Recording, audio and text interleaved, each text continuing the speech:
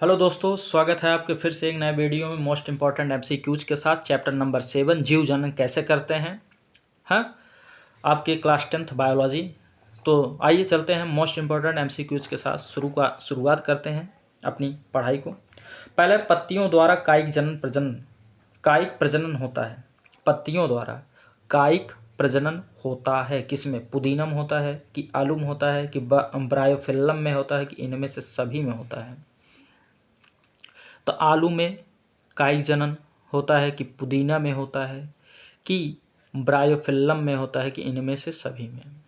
तो आपका ऑप्शन दिखाई दे रहा है, ऑप्शन नंबर सी, ब्रायोफिल्म में।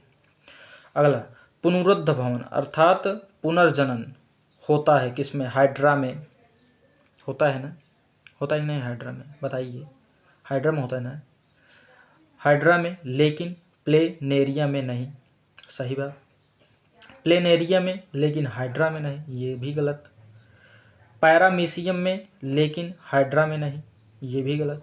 हाइड्रा और प्लेनेरिया में दोनों में होता है, इसलिए ऑप्शन नंबर डी आपका करेक्ट है। ये गलत था क्योंकि प्लेनेरिया में होता है पुनर्जनन क्षमता बहुत तेज। ठीक, ऑप्शन नंबर डी आपका करेक्ट था। आइए अगला, परागकोश में पाया जाता है। तो परागकोश में बाह्यदल पाया जाता है कि अंडाशय पाया जाता है, परागकण पाया जाता है कि बीजांड पाया जाता है? बीजांड तो मादा में पाया जाएगा, बाह्यदल भी बाहर पाया जाता है, अंडाशय मादा में पाया जाएगा, परागकण जो है वो परागकोश में पाया जाएगा, अर्थात ऑप्शन नंबर सी। अगला, चौथा, निम्न में से कौन मादा जनन तंत्र का भाग नहीं है? तो गर्भाशय ये तो है, अंडवाहिनी ये भी है, शुक्रवाहिनी यही तो है पुरुष का, तो यही ऑप्शन सही है, ऑप्शन नंबर सी। ठीक, अंडाशय मादा में होता है। अगला, पत्र प्रकलिकाएं पाई जाती हैं। तो ब्रायोफिल्लम में, सरसों में कि पुदीना में कि सभी में? तो ब्रायोफिल्लम जो है वो पत्र पलिकाएं पाई जाती हैं। ठीक, ऑप्शन नंबर सी मतलब पहला आपका करेक्ट है। निम्न में से कौन सा पौधा एक लिंगी है? तो हिबिस्कस है, अर्थात गुड़हल। हिबिस्कस मतलब गुड़हल, या पपीता, या सरसों, या मटर? तो आप कहेंगे पपीता। कौन सा है? पपीता। अगला, परिवार नियोजन की अस्थायी विधि है। तो जब गर्भ निरोधक गोलियां खाएंगे तो आप की क्या होगी? केवल रुकेगा, फिर उसके बाद शुरू हो जाएगा, फिर निरोध का प्रयोग, ठीक, फिर गर्भ समापन, या वैसेक्टोमी। वैक्सोटोमी मतलब अर्थात क्या? ये जो फिलोपियन ट्यूब होता है उसको काट के बांध दिया जाता है, उसको कहते हैं वैक्सोटोमी। हाँ, फिलोपियन ट्यूब, मादा के जनन भाग में जो फिलोपियन ट्यूब होता है जहाँ पर निषेचित होता है अंडा, तो उसे काट के बंद कर दिया, अर्थात उसका ऑपरेशन कर दिया जाता है, उसी को कहते हैं वैक्सोटोमी, अर्थात ऑप्शन नंबर डी आपका करेक्ट है। अलैंगिक जनन मुकुलन द्वारा किसमें होता है? अलैंगिक जनन मुकुलन द्वारा किसमें होता है? अमीबा में, यीस्ट में, प्लेज्मोडियम में, या लीशमानिया में? तो आपका ऑप्शन आपका बी करेक्ट हो जाएगा। मोस्ट इंपॉर्टेंट क्वेश्चन है, ईस्ट में। ठीक, अगला, नर जनन अंग से संबंधित ग्रंथि है। नर जनन से कौन सा संबंधित है? प्रोटेस्टेट ग्रंथि आपका नर जनन में पाया जाता है। अगला, शुक्राणुओं का निर्माण होता है शुक्रवाहिका में या अंडाशय में? अंडाशय में तो होगा नहीं, ये मादा का है। यकृत में होगा नहीं, वृषण में होता है, तो वृषण ऑप्शन सी। हाँ, वृषण अर्थात अंड, जो अंड होता है लिंग के नीचे, वो होता है वृषण। अगला, मुकुलन पाया जाता है। तो मुकुलन किसमें? प्लेनेरिया में, हाइड्रा में, लीशमीनिया में, या इनमें से सभी? तो हाइड्रा में मुकुलन विधि होता है। हाइड्रा किस विधि का होता है? मुकुलन से होता है। अगला, निषेचन के बाद पुष्प का कौन सा भाग फल में बदल जाता है? तो बताइए, अंडाशय जो है, अंडाशय, हाँ, पुष्प में जो अंडाशय होता है वो फल में बदल जाता है निषेचन के बाद। ठीक, ऑप्शन नंबर सी। अगला, पराग नलिका में नर युग्मक की संख्या होती है। पराग नलिका में नर की कितनी संख्या होती है? 2, तो ऑप्शन नंबर ए।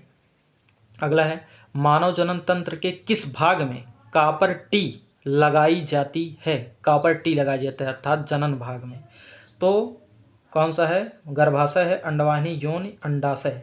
तो गर्भाशय में कॉपर टी लगाई जाती है, जिससे कि जब मनुष्य जनन करे अपना लिंग प्रवेश करे मादा के योनि में तो उससे वह गर्भवती न हो, तो गर्भाशय में। अगला,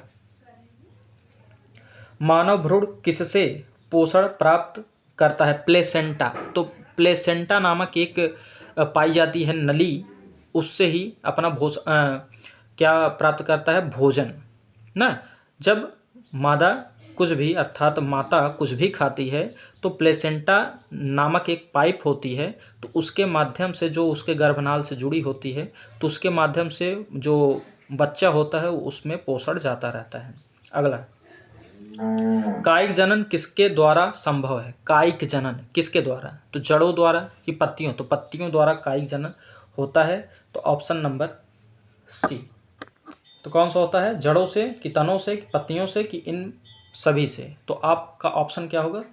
डी, अर्थात जड़ों से भी होता है, तनों से भी होता है, पत्तियों से। क्योंकि पत्ती काट के लगा देते हैं तब भी एक पौधा तैयार हो जाता है। तना जैसे गुलाब का, गुड़हल का, ये सब तना लगा देते हैं। जड़ से जैसे और सभी पौधे सब जड़ से लगते ही हैं। तो आइए अब अगला देखते हैं। क्वेश्चन नंबर 17, अलैंगिक जनन द्विखंडन विधि द्वारा होता है किसमें? अमीबा में कि प्लाज्मोडियम में कि ब्रायोफिल्लम में कि आलू में?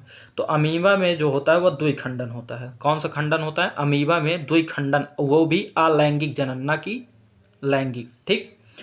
अगला, सामान्य एक लिंगी नर पुष्प में नहीं पाया जाता।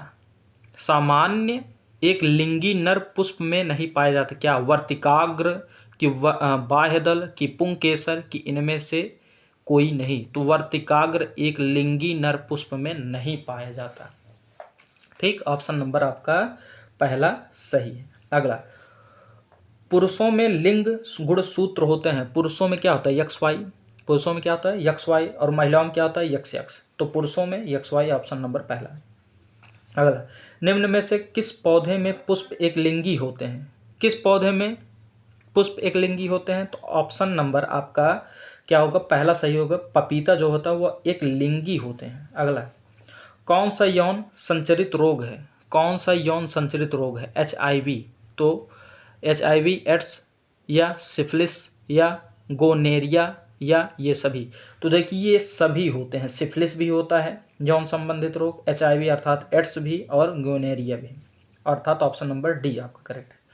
पुष्प के कितने भाग होते हैं? पुष्प के मुख्यतः 4 भाग होते हैं। कितने भाग? 4। पुष्प के कितने भाग? बाह्यदल, दल, बाह्यदल, दलपुंज, पुंकेसर और क्या होता है? वर्तिकाग्र, ये सब। हाँ, तो ये पुष्प के 4 भाग होते हैं। अगला, अमीबा अमीबा स्पायरोगाइरा तथा ईस्ट के जनन का सामान्य लक्षण है। तो कौन सा? Option number C. ये अलैंगिक रूप से जनन करते हैं। ये अलैंगिक रूप से क्या करते हैं? जनन करते हैं। अमीबा और स्पायरोगाइरा तथा ईस्ट अलैंगिक रूप से। फिर सामान्यतः मादा जनन नली के किस भाग में निषेचन होता है? Fallopian tube. अभी हमने बताया था फैलोपियन ट्यूब अर्थात फैलोपियन नलिका, अर्थात ऑप्शन नंबर ए। अगला, मानव कोष्ठक में नरों में यौन आरंभ किस आयु के मध्य प्राप्त होता है? यौन आरंभ अर्थात वे कब बड़े होने लगते हैं? तो 13 से 14 वर्ष के उम्र में वे बड़े होने शुरू हो जाता है, अर्थात ऑप्शन नंबर कौन सा सही है? ए। अगला, जाइगोट में गुणसूत्रों की संख्या होती है। जाइगोट में गुणसूत्रों की संख्या होती है 4x, 3x, 2xx। तो आपका ऑप्शन नंबर सी जो है वो करेक्ट है, अर्थात 2x के रूप में होते हैं। जाइगोट में गुणसूत्रों की संख्या कैसे होती है? 2x। आइए लास्ट मोस्ट MCQs 28। द्विनिषेचन विशेष लक्षण है। द्विनिषेचन विशेष रूप से किसका लक्षण होता है? आवृत्तबीजी पादपों का। किसका होता है? द्विनिषेचन विशेष लक्षण है तो आवृत्तबीजी पादपों का, अर्थात ऑप्शन नंबर डी। इस प्रकार से मेरे प्यारे मित्रों आपका ये ऑप्शनल 28 MCQs मोस्ट इम्पॉर्टेंट जो जनन से संबंधित था समाप्त हुआ।